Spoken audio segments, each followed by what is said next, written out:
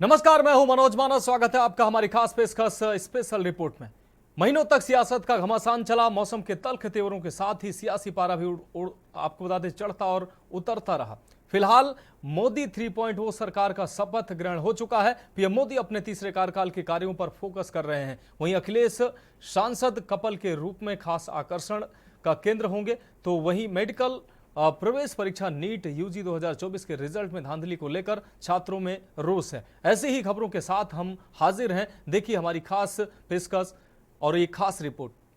मोदी सरकार 3.0 का 100 दिनों के एजेंडे का खास फोकस है। पहले से तय 100 दिनों के एजेंडे को सरकार अंतिम रूप देने में जुट गई है। इस बार गठबंधन सरकार है, लिहाजा आर्थिक तौर पर बड़े फैसले लेना चुनौती होगा। सरकार को सहयोगियों के साथ तालमेल बनाना होगा। ये रिपोर्ट देखिए। मोदी सरकार 3.0 का एजेंडा पर फोकस। 100 दिनों का एजेंडा पहले से तय। एजेंडे को अंतिम रूप देने में जुटी सरकार।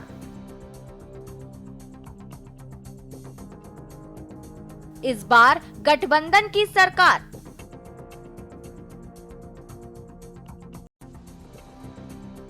आर्थिक तौर पर बड़े फैसले लेना चुनौती। सरकार को सहयोगियों के साथ बनाना होगा तालमेल। आईडीबीआई बैंक और शॉपिंग कॉरपोरेशन ऑफ इंडिया की हिस्सेदारी बेचने पर कदम उठा सकती है सरकार। विनिवेश पर सरकार का रहेगा फोकस।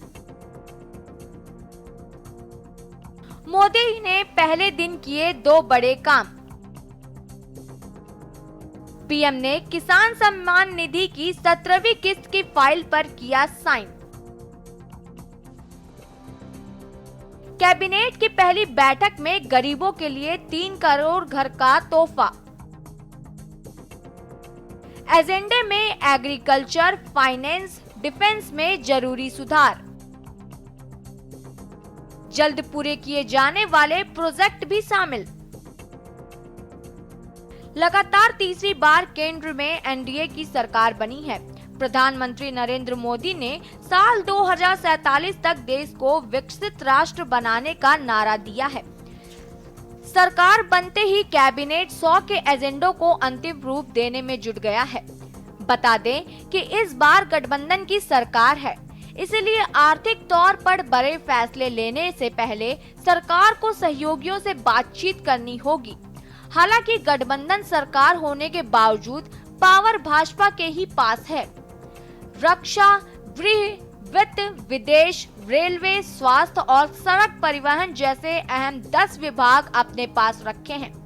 राजनाथ सिंह, अमित शाह, निर्मला सीतारमण को फिर से रक्षा, गृह व वित्त मंत्रालय दिया गया है। एस जयशंकर को फिर से विदेश, पीयूष गोयल को वाणिज्य और धर्मेंद्र प्रधान को शिक्षा मंत्रालय मिला है। अश्विनी वैष्णव को रेलवे, आईटी के साथ सूचना प्रसारण मंत्रालय मिला है। भाजपा अध्यक्ष जेपी नड्डा को स्वास्थ्य और उर्वरक रसायन मंत्रालय मिला है। मध्य प्रदेश के पूर्व सीएम शिवराज सिंह चौहान को कृषि व ग्रामीण विकास, हरियाणा के पूर्व सीएम खट्टर को ऊर्जा व शहरी विकास मंत्रालय मिला है। गुजरात भाजपा अध्यक्ष सीआर पाटिल को जल शक्ति मंत्रालय दिया गया है। प्रधानमंत्री ने सोमवार को अपनी सरकार के पहले दिन 2 बड़े काम किए हैं। पहला, किसान सम्मान निधि की 17वीं किस्त की फाइल पर साइन किया है। दूसरा, शाम को कैबिनेट की पहली बैठक की। इसमें गरीबों के लिए 3 करोड़ घर बनाए जाने का निर्णय लिया गया है।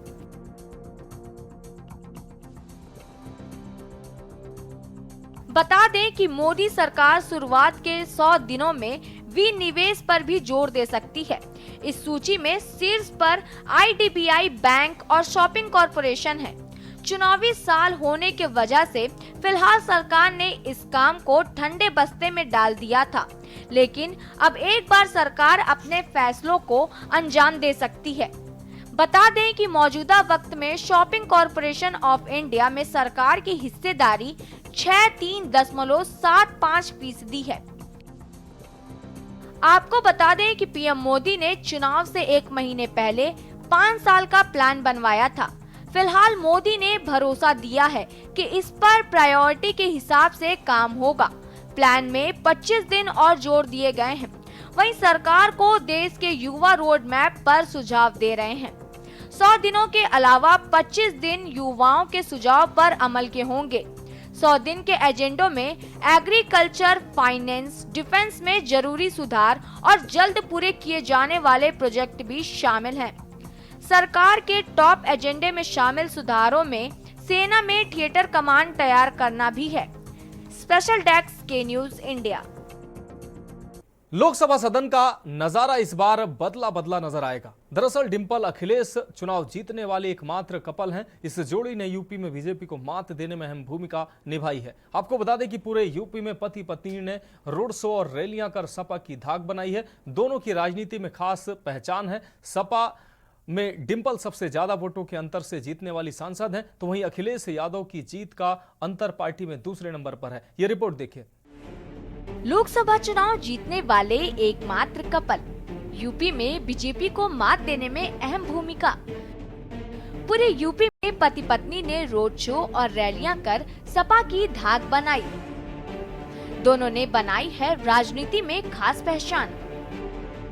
संसद में पति पत्नी की इकलौती जोड़ी खींचेगी सभी का ध्यान। सपा से डिंपल सबसे ज्यादा वोटों के अंतर से जीतने वाली सांसद। अखिलेश यादव की जीत का अंतर पार्टी में दूसरे नंबर पर।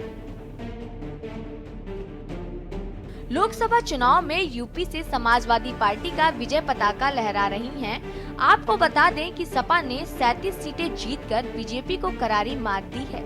इस जीत में अखिलेश यादव और उनकी पत्नी डिंपल यादव ने जमकर पसीना बहाया। न सिर्फ अपने सीट पर बल्कि पूरे यूपी में पति पत्नी ने रोड शो किया और रैलियां की। सांसद दंपत्ति का क्या रहा रिकॉर्ड? कन्नौज सीट से अखिलेश ने 52.7% वोट पाए। बीजेपी के सुब्रत पाठक को करारी शिकस्त दी।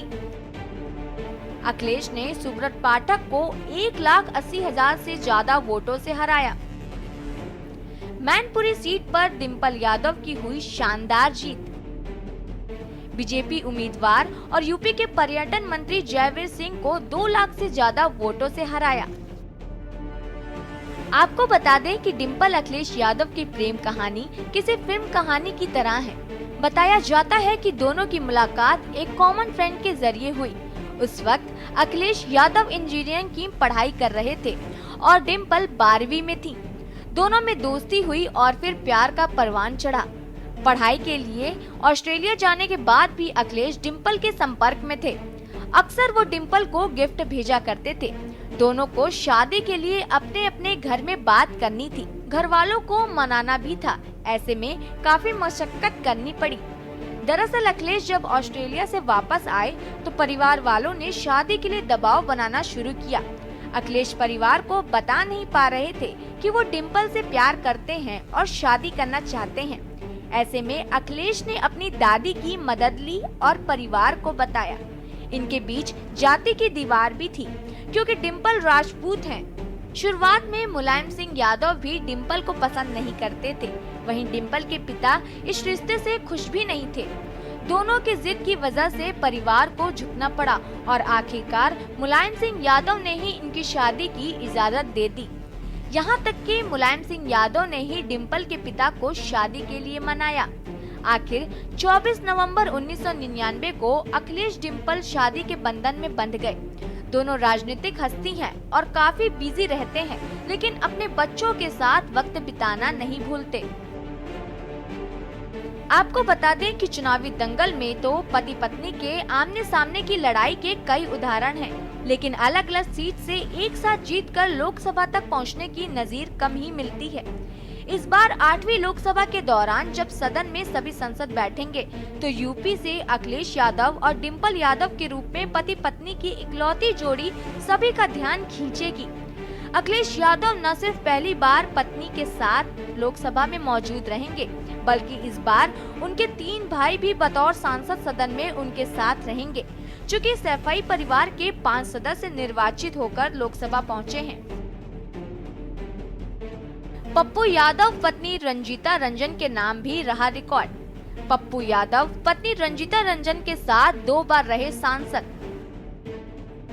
पप्पू यादव पत्नी रंजीता 2004 और 2014 में चुनाव जीतकर लोकसभा पहुंचे। दोनों अलग अलग पार्टी से चुनाव लड़कर जीते थे।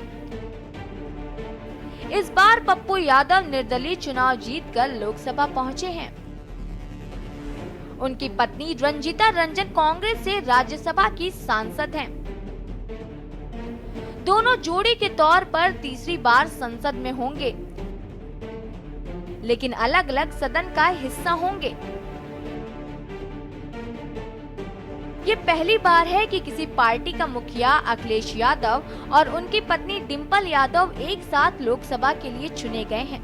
जैसा कि मालूम है कि अखिलेश अपनी परंपरागत सीट कन्नौज से तो उनकी पत्नी डिंपल यादव पड़ोस की मैनपुरी सीट से सांसद चुनी गई हैं। दोनों ने ही रिकॉर्ड वोटों के अंतर से चुनाव जीता है।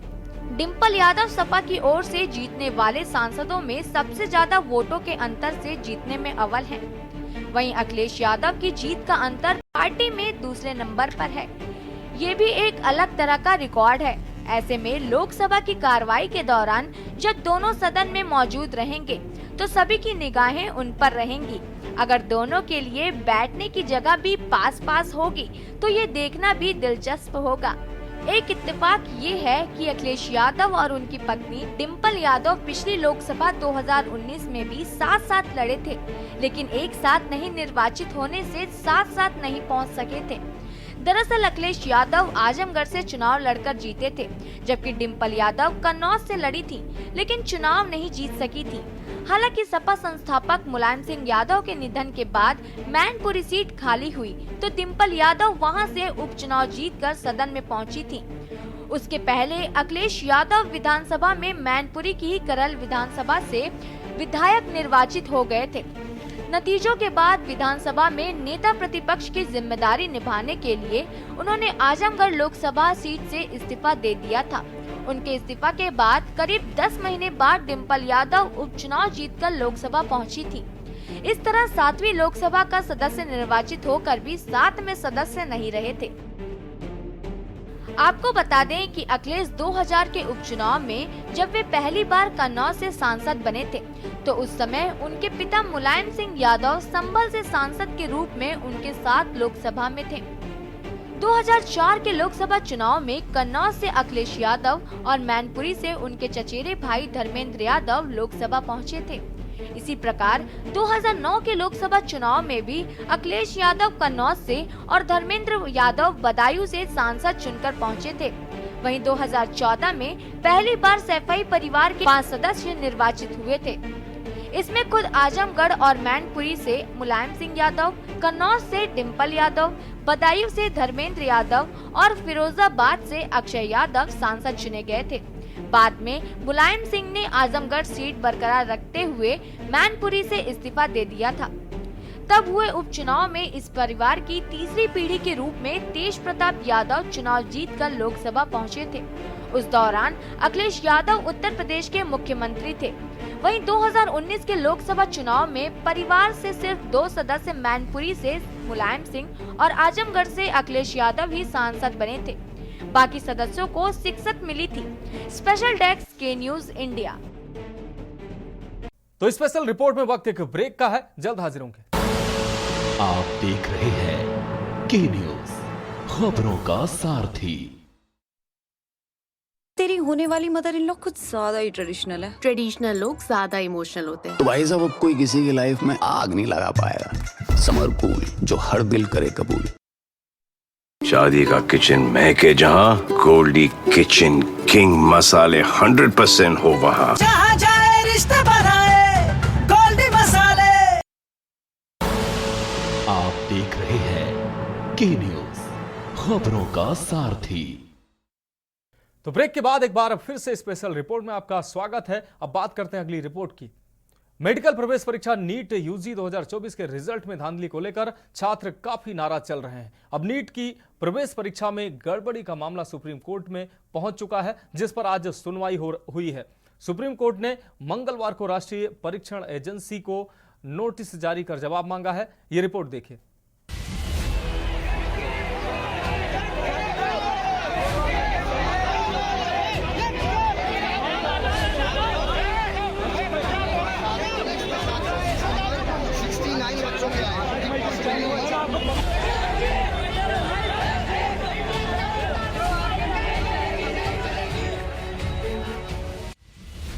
नीट यूजी प्रश्न पत्र लीक होने की खबरों के बीच अभ्यर्थियों के एक समूह ने नए सिरे से नीट यूजी 2024 परीक्षा कराने की मांग करते हुए सुप्रीम कोर्ट का रुख किया।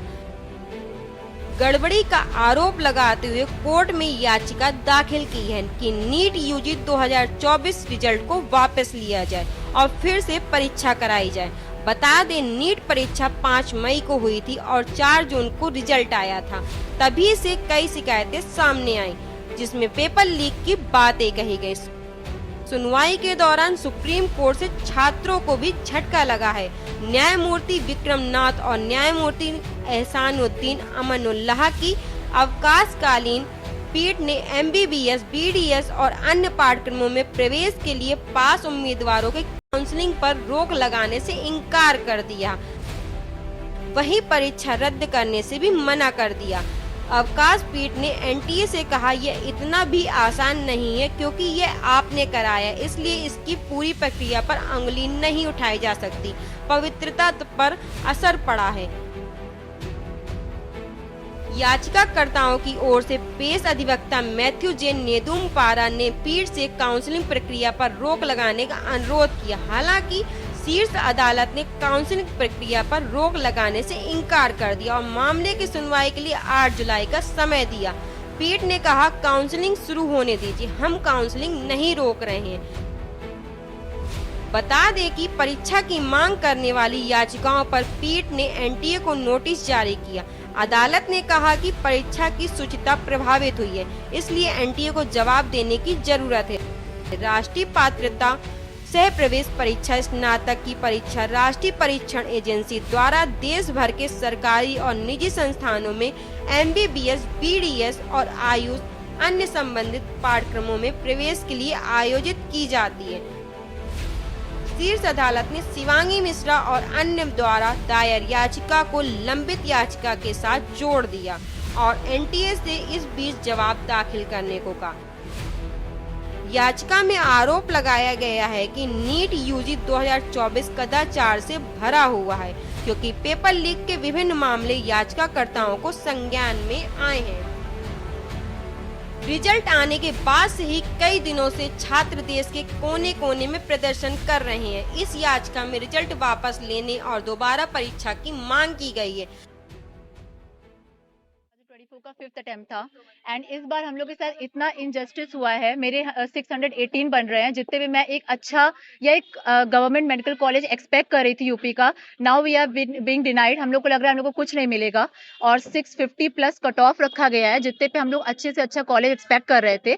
सबसे वर्स्ट पार्ट है जो लोग जस्टिफाई कर रहे हैं, I don't know why people are accepting it anyhow, कि 719 718 मार्क्स की मार्कशीट बनाई गई है। नीट में अगर आप एक क्वेश्चन छोड़ते हो तो आपके 716 बनते हैं, अगर आप पूरा अटेम्प्ट करते हो तो 720 बनते हैं, एंड अगर आप एक गलत कर रहे हो तो 715 बनते हैं। एंड NTA ने जस्टिफिकेशन में बोला है कि हम लोग को ग्रेस मार्क्स मिले हैं 2021 में फर्स्ट टाइम। हम लोग का पहले नीट का पेपर 180 क्वेश्चंस का होता था, 200 क्वेश्चंस हम लोग को दिए गए। कितने बच्चों के 3 घंटे में हम लोग को वो क्वेश्चंस अटेम्प्ट करने थे, जिसमें हम लोग 180 क्वेश्चंस अटेम्प्ट करते थे। एंड कितने बच्चों के पेपर छूटे? क्या तब कोई सुप्रीम कोर्ट नहीं गया था? क्या तब उन्होंने ग्रेस मार्क्स दिए थे बच्चों को? अभी वो सिर्फ अपने आप को जस्टिफाई कर रहे हैं। पहले अपना इंट्रोडक्शन दे। मैं Ankit Singh, physics faculty, current infinity classes, Kakadev, Kanpur. किस लिए आप लोग सड़कों पर उतरे, क्या वजह? देखिए मैडम, है क्या कि नीट 2024 का अभी जो रिजल्ट आया, NTA ने जो वेबसाइट पे जो लॉन्च किया 4 जून को, जिस दिन चुनाव का रिजल्ट आया था, उसमें 720 से में 720 बच्चे, 720 नंबर 67 बच्चों के हैं और एक ही सेंटर से लगभग 7 से 8 बच्चे हैं और वो सेंटर हरियाणा का है। एक ही सेंटर एक ही हॉल से है, जिसको लेकर के इतना बड़ा स्कैम हुआ है कि 650-55 नंबर कट ऑफ जा रहा है। और जो इतना बड़ा स्कैम हुआ है और 719 नंबर 718 नंबर आया हुआ, जो कि पूरी तरह से गलत है, जो कि आ नहीं सकता है।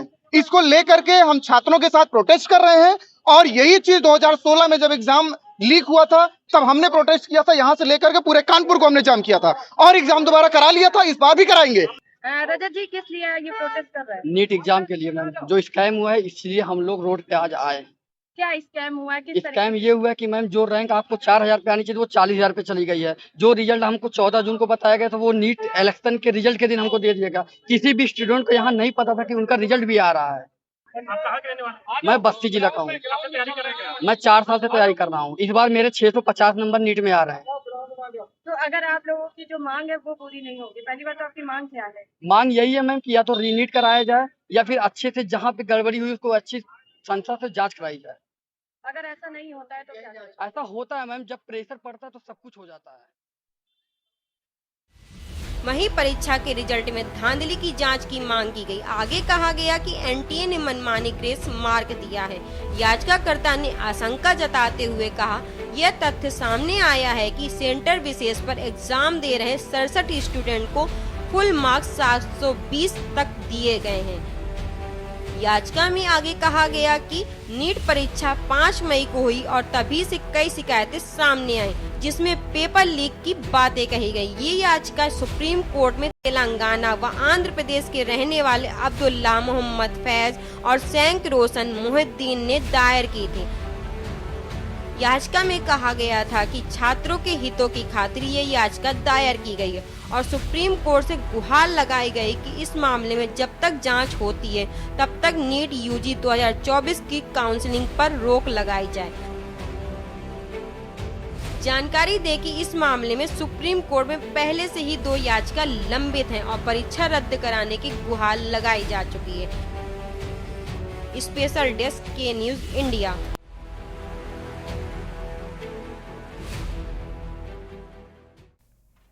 लोकसभा चुनाव 2024 में भाजपा और सपा के 9 विधायक सांसद बन गए। भाजपा के एक एमएलसी जितिन प्रसाद भी सांसद निर्वाचित हुए। अब इनकी विधायकी से इस्तीफा देने का सिलसिला शुरू हो गया है। जितिन प्रसाद ने इस्तीफा दे दिया है। वहीं सपा अध्यक्ष और सांसद अखिलेश यादव ने करहल विधानसभा से इस्तीफा देने के बाद अन्य विधायकों के सिलसिले भी शुरू हो गए हैं। ये रिपोर्ट देखिए। भाजपा नेता जितिन प्रसाद और सपा अध्यक्ष अखिलेश यादव के इस्तीफे के बाद अब बाकी विधायकों के इस्तीफे शुरू हो गए हैं।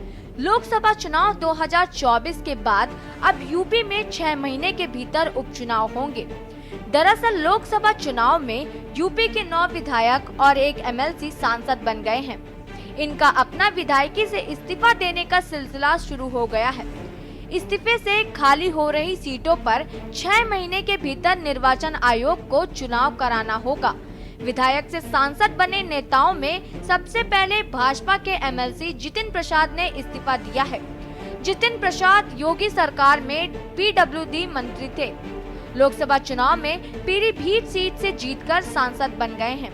इसके साथ ही मंगलवार को सपा अध्यक्ष अखिलेश यादव अपनी विधायकी से इस्तीफा दे रहे हैं। अखिलेश यादव मैनपुरी की करहल विधानसभा सीट से विधायक हैं। लोकसभा चुनाव में कन्नौज सीट से वे सांसद बन गए हैं। इसके चलते अखिलेश विधायकी छोड़ रहे हैं। इनके अलावा 8 विधायक और हैं जो इस्तीफा देंगे। ये भी लोकसभा चुनाव में जीतकर सांसद निर्वाचित हुए हैं। सांसद बने ये विधायक देंगे इस्तीफा। फैजाबाद की मिल्कीपुर सीट से सपा विधायक अवधेश प्रसाद सांसद बने हैं। मुरादाबाद की कुंद्रुकी सीट से सपा विधायक जियाउर रहमान बर्क सांसद बने हैं। अलीगढ़ की खैर सीट से भाजपा विधायक अनूप वाल्मीकि प्रधान का इस्तीफा। गाजियाबाद विधानसभा सीट से भाजपा विधायक अतुल गर्ग का इस्तीफा। फूलपुर विधानसभा सीट से भाजपा विधायक प्रवीण पटेल सांसद बने हैं। मीरापुर विधानसभा सीट से रालोद विधायक चंदन चौहान भी सांसद बने हैं। मिर्जापुर की मझवा सीट से निषाद पार्टी के विधायक विनोद कुमार बिंद का इस्तीफा। पति पत्नी संसद में साथ साथ दिखेंगे। जी हाँ, देश की संसद के इतिहास में शायद ये पहली बार होगा जब कोई पति पत्नी एक साथ संसद में बैठेंगे। दरअसल लोकसभा चुनाव में सपा अध्यक्ष अखिलेश यादव कन्नौज से तो सांसद बने ही हैं। उनकी पत्नी डिम्पल यादव मैनपुरी से सांसद बनी है। दोनों के नाम ये अनोखा रिकॉर्ड भी चढ़ गया है। यूपी के उप मुख्य चुनाव अधिकारी की माने तो विधानसभा की एक सीट पर उपचुनाव करवाने में सरकार का करीब 1.25 करोड़ रुपए खर्च होता है। इस हिसाब से खाली होने वाली 9 सीटों पर उपचुनाव में सरकार की तिजोरी से 1.25 करोड़ रुपए का अतिरिक्त खर्च होगा। वहीं अखिलेश यादव के दिल्ली की राजनीति में जाने के फैसले के बाद बड़ा सवाल ये है कि यूपी में नेता प्रतिपक्ष का पद कौन संभालेगा। ऐसे में माना जा रहा है कि शिवपाल को विधायक दल का नेता बनाया जा सकता है। दरअसल शिवपाल विधायक दल में सबसे वरिष्ठतम सदस्य हैं, इसीलिए उन्हें नेता प्रतिपक्ष का पद दिया जा सकता है। फिलहाल इस पर अंतिम फैसला अखिलेश यादव ही लेंगे। फिलहाल लोकसभा चुनाव में 9 विधायकों और एमएलसी के सांसद बन जाने के बाद इन खाली सीटों पर जल्दी उपचुनाव होगा और इन क्षेत्रों में नए जनप्रतिनिधि चुने जाएंगे। कुल मिलाकर जल्द ही प्रदेश में एक और चुनाव की आमद के बाद सभी पार्टियों ने इसकी तैयारियां शुरू कर दी हैं। स्पेशल डेस्क के न्यूज इंडिया। तो स्पेशल रिपोर्ट में फिलहाल आज के लिए इतना ही। मुझे दीजिए इजाजत और आप देखते रहिए के न्यूज इंडिया।